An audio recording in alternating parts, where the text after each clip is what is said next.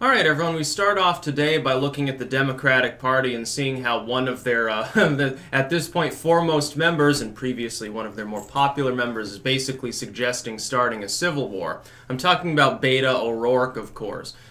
He made the suggestion that there should be an assault weapon, which means nothing, but, left-wing politicians use that as a blanket term for any scary-looking rifle, so we'll just use that definition, so sporting rifles, basically. He wants to have a mandatory buyback, and he's like, well, we're going to buy them all back. We're going to take them all. And so I guess his thing is that gun owners, like if you own an AR-15 or whatever, or an AK-47, any of these scary weapons that make people like Beto O'Rourke shit their pants and fart in a lascivious manner, if you have one, you'll be forced to sell it to the government. So I guess, first and foremost, what's the agreed upon price going to be? Secondly, what if someone says no? What are you going to do about it? Are you going to force them to give them up? Because you're talking about millions of people. The problem, the logistics of attempting to disarm by any form of force, any form of weapon in the United States would be abysmal. It'd probably lead to a civil war. It would definitely cause mass casualties. The problem is when people on the left are like, well, you gun owners can't stand up to the U.S. military, so don't even try. We're going to take everything and you'll be like little spanked babies. That's not actually going to happen for several important reasons. First would be probably defection, which is to say that I don't think the U.S. military would be willing to carry out such an unlawful order. They'd be much more willing to just take the politician, dump them in the Potomac till they cool off.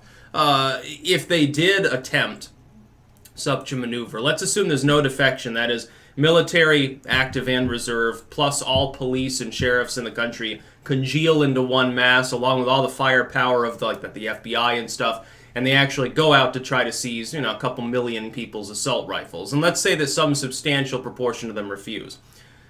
You would have to split those forces up across vast wilderness. A lot of these people live rural lives, or they're living in the suburbs. That's even worse. Imagine they're in an urban area. Well, you can't deploy like an anti-air weapon. I mean like an airdropped weapon on them. Some people are like, well, what's your AR-15 going to do against a tank? Well, a tank can't staff the corner store. A tank can't be put on the corner in order to oversee things. You need people on the ground to do that. You do realize that the U.S. military would be outnumbered under such a circumstance, correct? They would be outnumbered and arguably in some situations could be outgunned. They would quickly lose the will of the population, and what would end up happening is a revolution. What would happen is a coup against the Democrats, who would inevitably be imposing it, and they would be thrown out of office.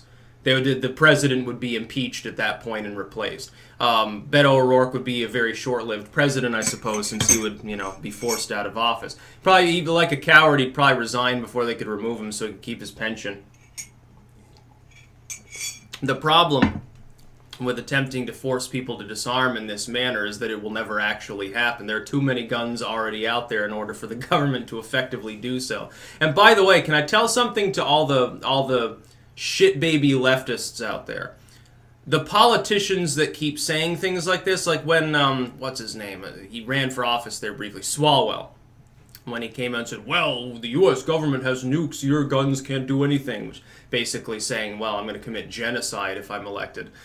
When they proclaim to you this really, like, I'm macho, I'm going to take these guns from these piss babies out there, they're lying to you. They're not actually going to try to do that. The biggest attempt that you had on that back, in the Clinton era was an attempted assault rifle ban that fell far short of doing anything. It didn't grandfather in existing weapons because it would have caused mass casualties in civil war. It didn't. I don't think it did anything with regards to ammo because that would have caused major problems. And so basically it was worthless.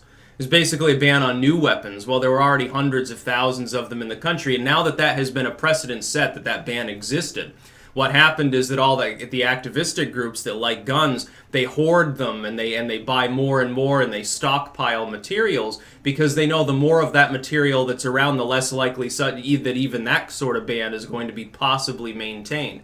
It would do absolutely nothing. If you were to bring back the Clinton assault rifle ban, which was toothless anyway, it'd take 100 years before the amount of material would even begin to peter out because there's so many bullets and so many firearms of those classes that you'd be applying to. And by the way, It makes absolutely no sense. Sometimes when you're talking about legal definitions with regards to firearm, the attachment of something totally topical and cosmetic suddenly turns it into a military weapon, or a pistol can be basically a rifle can be basically a pistol. Then there's like a weapon has one extra bolt on it and it falls under the other category instead of being a handgun. It's nuts. The weapons classification scheme that we use doesn't really make any sense. So it wouldn't even matter. I mean, you're talking the actual military weapons. I have a revolver from the mid-century, an actual military weapon. Revolvers were actually used by the U.S. military. The AR-15 has never been used by the U.S. military. It's a cosmetically similar adaptation of a military weapon. It doesn't have some of the features of the actual version used by the U.S. military in that case. This is the case with most of these uber scary looking weapons. They really, they look different. They have some cosmetic features that can be kind of, they have a pistol grip or something. Okay, that can be useful. It doesn't increase its firing rate. It doesn't increase its accuracy per se. It's just a pistol. It's for more comfortable gripping. I mean, come on. Oh my god, I put a laser pointer on the weapon. Now it's a military weapon. That's basically how these people think. Just think, Beto, who knows nothing about guns, he's the cringiest person in the fucking field. He's certainly the cringiest person, I think, in modern political history. He's worse than O'Malley was in 2016. I'm trying to think of anyone that's been as cringy as him. Dick Gephardt back in the day. By the way, if you remember him, you're officially old. No, Howard Dean. Okay, Howard Dean's a close second with his Howard Dean scream moment. Beto's managed to eclipse even that. He gyrates around like a fucking evangelical minister at every speech, and he pretty much, starts speaking in tongues.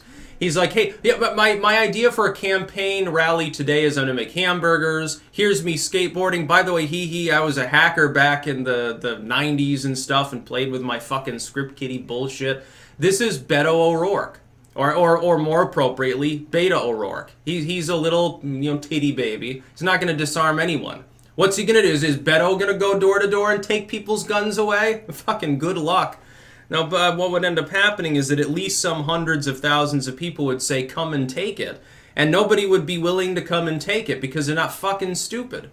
Now, I don't sit there worrying about my martial law, my military takeover, my disarmament. I don't sit there worrying about such things. Like when Jade Helm happened, people were all up in arms. All the religious side of YouTube were like, it's Armageddon. They're going to invade the U.S. And then I tilted the map 45 degrees, realized it looked like the Middle East, and I had a good chuckle and I slept soundly that night. It was elementary. I mean, it was very, very easy to tell what was being mapped there. Even the geographic proportions were roughly accurate. But I mean, you think about the idea of the U.S. military being deployed in every small town in the United States. Realize how thinly they'd be stretched? The U.S. military would actually lose the endeavor. Well, they wouldn't lose, they'd actually win because most of them would probably defect anyway. And say, what the fuck am I doing getting shot at on my own territory because of an unconstitutional mandate? Guaranteed there'd be some mass resignations. Oh, what more likely what would happen? Let's say Beto O'Rourke gets in and he attempts to do such a thing. Day one, I think what would happen is that the entire upper military brass would quit. I don't think they would continue their jobs. They would say we object to this. They'd hold a press conference, say this is an unconstitutional order. We have to listen to the president, but we can't obey this order, so we're just going to quit. And somebody else can fucking do it. What would end up happening is the military would refuse. It'd be really, really funny, and it'd be effective, too, and Beto would get impeached the next day. Good fucking riddance. That's about all. Peace out.